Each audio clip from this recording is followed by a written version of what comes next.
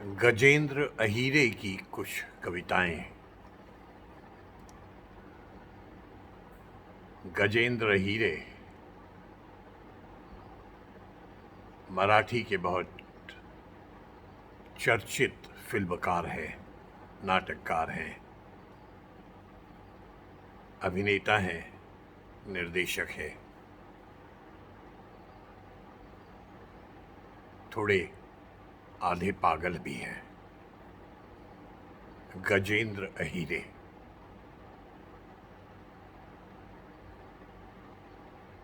हिंदी में उनकी पहली कविताओं की किताब आई है जिसका शीर्षक है आधा पागल।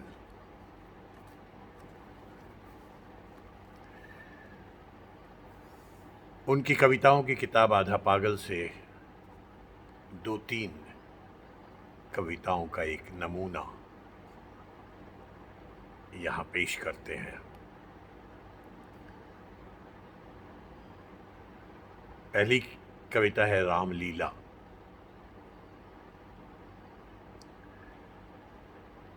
आलम बाबा बस अड्डे पर पड़ा है कब से। एक पैर में सैंडल है और दूसरे में नीले रंग की स्लीपर।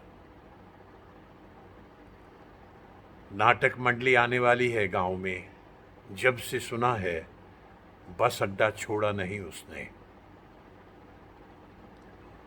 कहता है कि एक्टरों को ले जाएगा, चाय पिलाएगा, पकौड़े खिलाएगा। 7 साल का था जब नारद मुनि बना था गांव की रामलीला में। 7 साल का था जब नारद मुनि बना था गांव की रामलीला में। फिर कभी लक्ष्मण, कभी मारीच, कभी जटायु, कभी रावण। लोगों के घरों की छतों के कवेलू ठीक करता था बारिशों से पहले, और फिर बारिशों में लोगों के खेत। बारिशों के लौटते लौटते रामलीला की रिहर्सल, और फिर रामलीला, रामलीला, सिर्फ रामलीला, रामलीला। और फिर वक्त बचा तो शादियों के मंडप का काम, या फिर साइन बोर्डों के पेंटिंग्स। जिंदगी गुजार दी आलम बाबा ने। खूब एक्टिंग करता रहा। दिल्ली तक जाकर रामलीला खेल आया।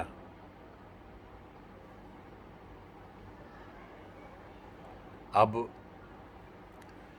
बस अड्डे पर न जाने कितने दिन गुजर गए और आखिर वो बस आई।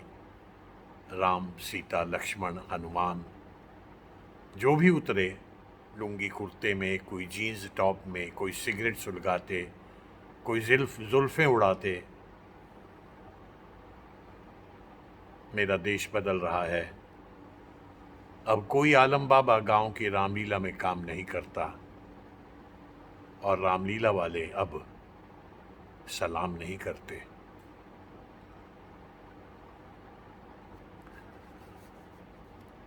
दूसरी कविता है फिल्म वाला।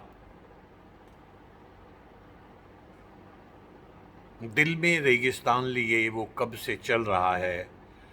सर पैरों पर धूप लिए कितने मंजर अपनी पोटली में बांध रखे हैं उसने। खाली आंखों से ढो रहा है बोझ,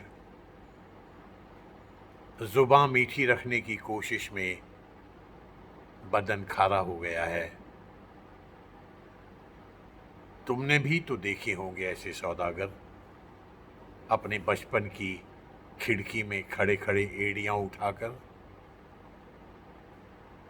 तुमने भी तो देखे होंगे ऐसे सौदागर, अपने बचपन की खिड़की में खड़े खड़े एड़ियां उठाकर। क्या तुम्हें भी किसी सपने बेचने वाले की पुकार अब भी सुनाई पड़ती है? क्या तुम्हें भी किसी सपने बेचने वाले की पुकार अब भी सुनाई पड़ती है? उसने अपनी पोटली नीम तले रखी, अपने साफे से पसीना पोंछा और आवाज लगाई, फिल्म वाला, बायोस्कोप वाला।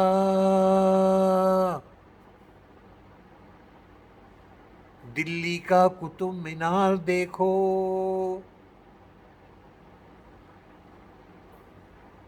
आवाज दूर मेरे बचपन से आ रही थी, फिल्म वाला, राजेश खन्ना देखो, शर्मिला टैगोर देखो।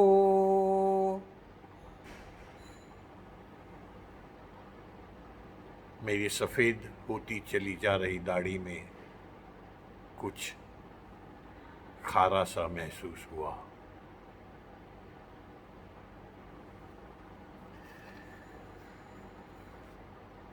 गजेंद्र हीरे की तीसरी कविता है मोर पंख। मोर पंख। तकिए के नीचे मोर पंख मिला है, सपने से जाते जाते वो छोड़ गया है शायद। तकिए के नीचे मोर पंख मिला है, सपने से जाते जाते वो छोड़ गया है शायद। वो सारा दिन जमीन से एक हाथ ऊपर चलती रही। वो सारा दिन जमीन से एक हाथ ऊपर चलती रही। दिन भर भूरे रंग की मिट्टी उड़ती रही। आज वो जामुन बेचने गई थी बस अड्डे पर, मगर ज्यादातर खा गई खुद। मगर ज्यादातर खा ही गई खुद।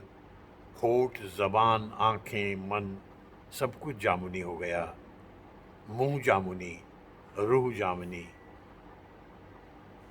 शाम को अंगीठी सुलगाते वक्त बुढ़िया तिलमिलाने लगी उस पर, जामुन बेचकर ही तो मिट्टी का तेल लेकर आना था, अब लालटेन कैसे जलेगा।